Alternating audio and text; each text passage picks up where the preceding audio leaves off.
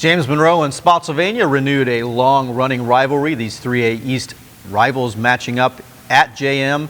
The Yellowjackets holding on to a 12-7 lead going into the fourth quarter. They blow it out in the fourth quarter, come away with a 33-7 victory. This game was much closer than that final score would indicate, though, Taft. Yes, that's a major credit to Spotsylvania and the job that first-year head coach Al Johnson is doing over there. As Survey told Justin Rice after the game, somebody should pat Coach Johnson on the back. Their Spotsylvania team has traditionally struggled the last several years, and for them to be right there with the 6-2 JM team is something to be said for that. Yeah, absolutely. I like that. I like that quote.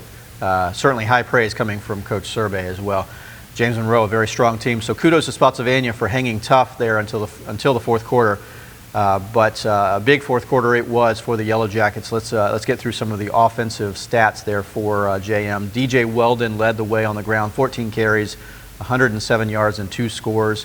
AJ Felton, the quarterback for JM, he had 3 touchdowns passing. He also carried it 8 times for 60 yards.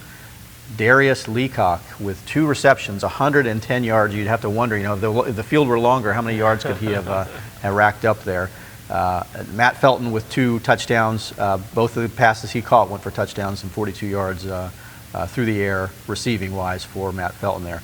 But the Spotsylvania team hung tough. Again, I feel like I've been saying that a couple of times now, but I have been impressed with the fight, with the heart that this Spotsylvania team has displayed. Yeah, and they're more than just heart and fight and grit and all that good stuff. They have some talent as well. Yeah. I saw them play against Washington and Lee. I mean, you look at guys like Michael Shelton. He's a bruiser, 21 rushes, 89 yards. Reese Ricabo, 12 carries, 62 yards. He had a game earlier this year where he ran for over 230 yards. Yeah. So they have something to work with. Michael Gonalo also 14 carries, 50 yards, and a touchdown in this game. So they have a lot of, I don't want to say a lot, but they have something to build on for next year going forward. I believe the JV team is doing pretty decently. So I wouldn't be surprised in the next year or two you see a resurgence down there. How nice would that be? It's been a while since we've seen a strong Spotsylvania team. It would be nice to be able to see that wing team offense they've adopted, and that's starting to pay some dividends already. So it would certainly be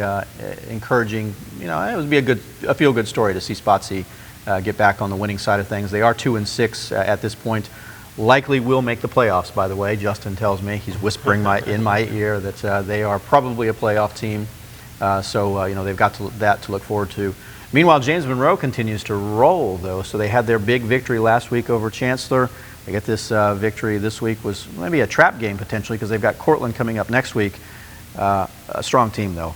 Yeah, but I think I said earlier they were 6-2. I believe JM, have they won 7 in a row now since that season opened and lost to Dinwiddie? I believe they have. You might be right. You might be right.